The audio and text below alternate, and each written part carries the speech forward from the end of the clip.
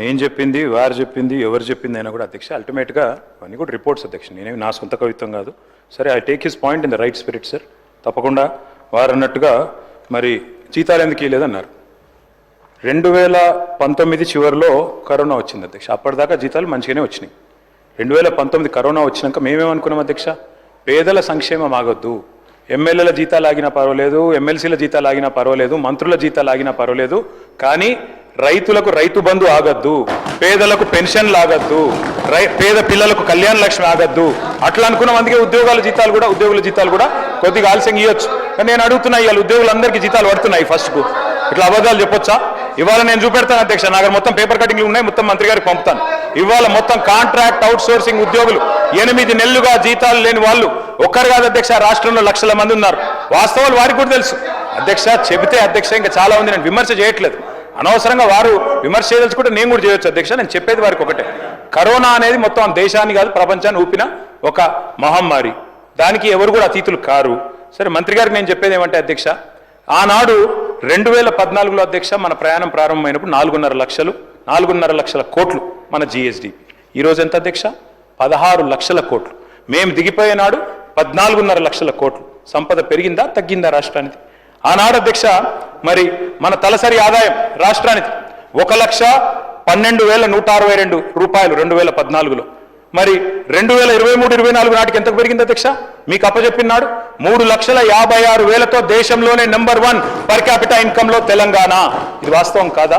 మరి ఇంత మంచి రాష్ట్రాన్ని, సిరి సంపదలు గల రాష్ట్రాన్ని దివాలా అనడానికి నోరెట్లు వస్తుందండి? నాకు అర్థం కాదు.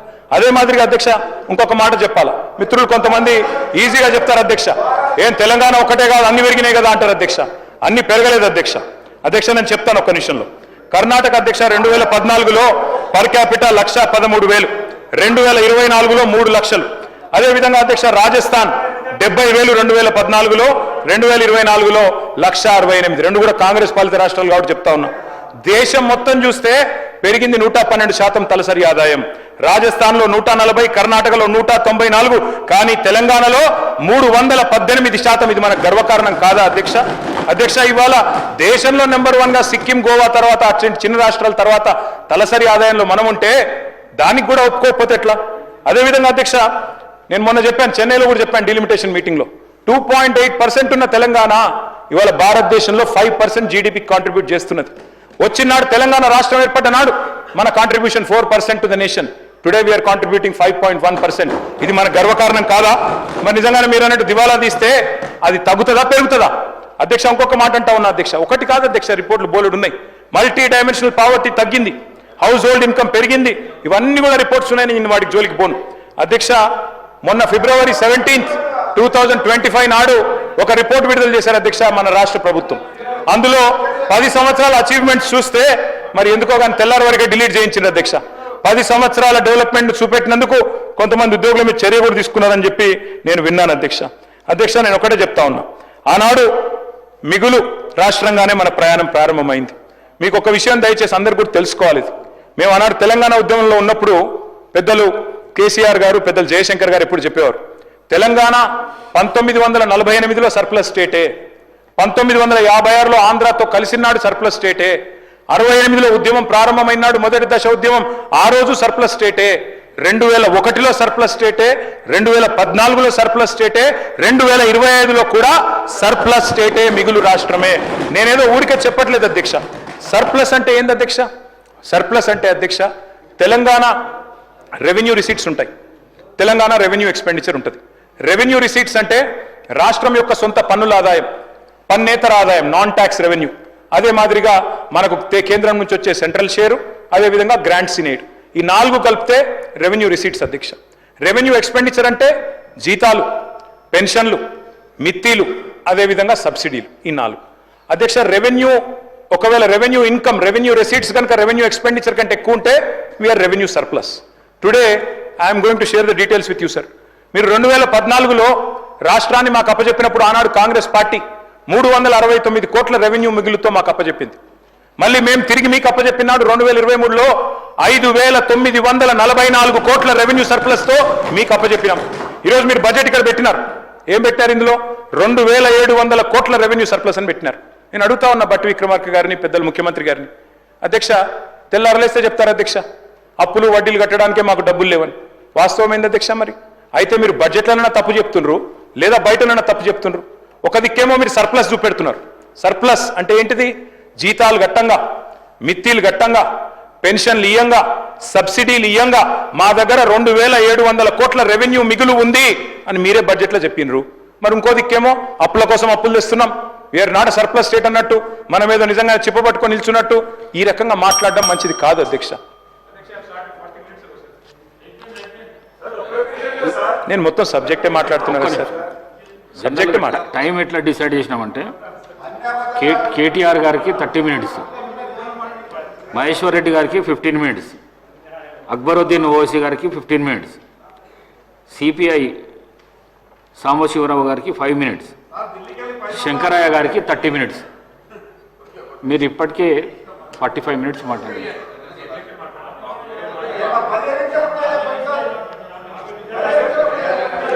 దయచేసి మరొక 45 నిమిషాలు ఇవ్వండి, నేను కంప్లీట్ చేస్తాను సార్. ఎందుకంటే నేను సబ్జెక్టే మాట్లాడుతున్నా తప్ప వేరే విమర్శ కూడా చేస్తలేను సార్. సార్ స్పీకర్ సార్, నాడు రాష్ట్రం ఏర్పడ్డ నాడు సగటు ఆదాయం నెలకి 3,500 కోట్లు. మన ముఖ్యమంత్రి గారు చెప్పినారు నెలకు సగటు ఆదాయం ఈరోజు 18,000 కోట్లు. మరి పెరిగిందా సార్, తగ్గిందా తెలంగాణ? అంటే అధ్యక్ష ఎందుకు చెప్తున్నా ఇదంతా అంటే మీరే బడ్జెట్లో ఒక మాట చెప్తారు, మీరే బయట ఇంకో మాట చెప్తారు. ఇక్కడనేమో రెవెన్యూ సర్ప్లస్ అంటారు, బయటనేమో మరి మాకు అప్పులు కట్టేందుకు మిత్తిలు కట్టేందుకే పైసలు లేవు, అప్పులు తెస్తున్నామని చెప్తారు. ఇంకోది అధ్యక్ష మీరే సోషియో ఎకనామిక్ అవుట్లుక్లో చెప్పినారు కమిటెడ్ ఎక్స్పెండిచర్. కమిటెడ్ ఎక్స్పెండిచర్ అంటే ఏంది సార్? మీరు అప్పులు, వడ్డీలు, జీతాలు, పెన్షన్ ఈ 4 కలిపి కమిటెడ్ ఎక్స్పెండిచర్. రూపాయికి 47 పైసలు మాత్రమే కమిటెడ్ ఎక్స్పెండిచర్ అని మీరే చెప్పిన బుక్లో చూసుకోండి, సోషియో ఎకనామిక్ అవుట్లుక్లో. మరి రూపాయికి 47 పైసలు మాత్రమే దానికి పోతుంటే ఇంకా 53 పైసలు మీకు ఉన్నాయి కదా development.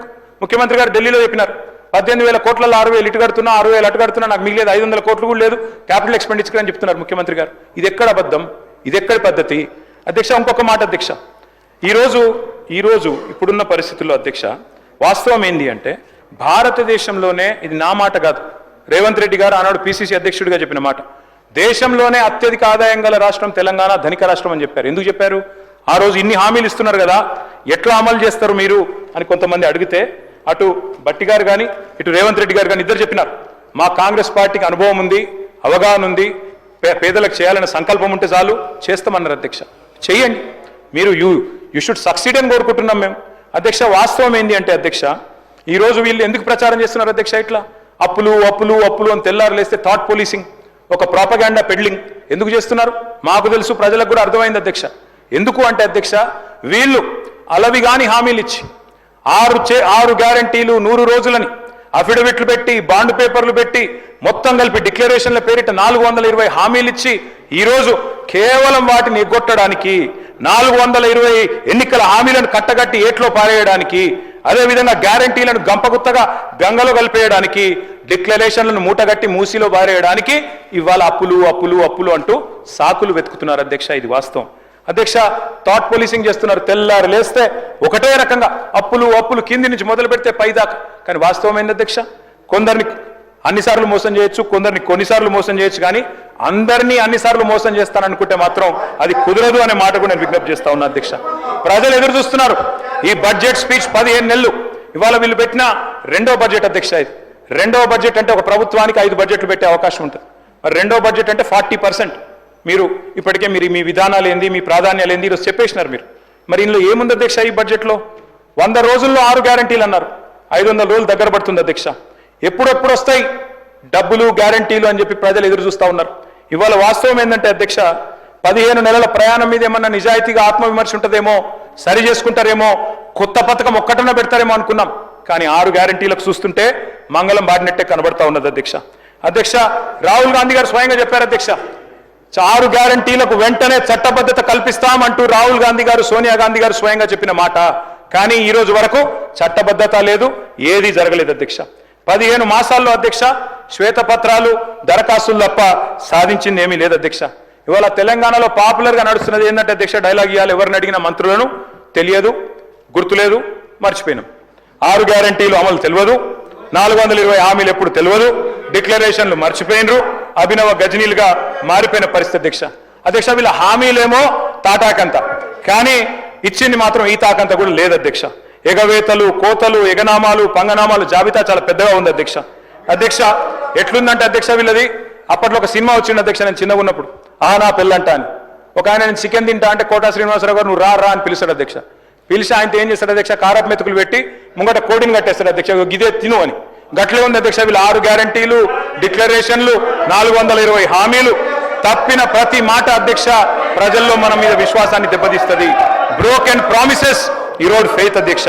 Sir when leadership fails the entire system suffers. అధ్యక్ష ఎన్నికల ఏరు దాటినాక ఇవాళ హామీల బోట్ను తగలేస్తున్నారు మీరు. విశ్వాసం కల్పించి విశ్వాసఘాతకం చేస్తున్నారు. మేనిఫెస్టోలతోనే ఎన్నికల్లో గెలుస్తాం అధ్యక్ష.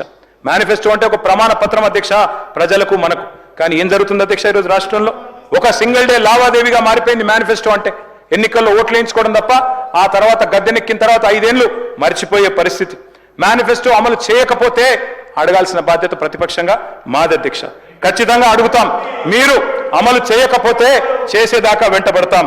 కానీ దుర్మార్గం ఏంటంటే అధ్యక్ష ఈయని కూడా ఇచ్చినట్టు చెప్తున్నారు. జాతీయ మీడియాలో వేరే రాష్ట్రాల్లో ఆడబిడ్డలకు మహాలక్ష్మి పథకం ఆల్రెడీ చాలా అయిపోయింది. 90 లక్షల మందికి నెలకు 2,500 రూపాయలు ఇస్తున్నామని చెప్పి వారి సోషల్ మీడియా కన్వీనరు ఎంపీ గారు శ్రీప్రియ శ్రీనాటే గారు చెప్తా ఉన్నారు.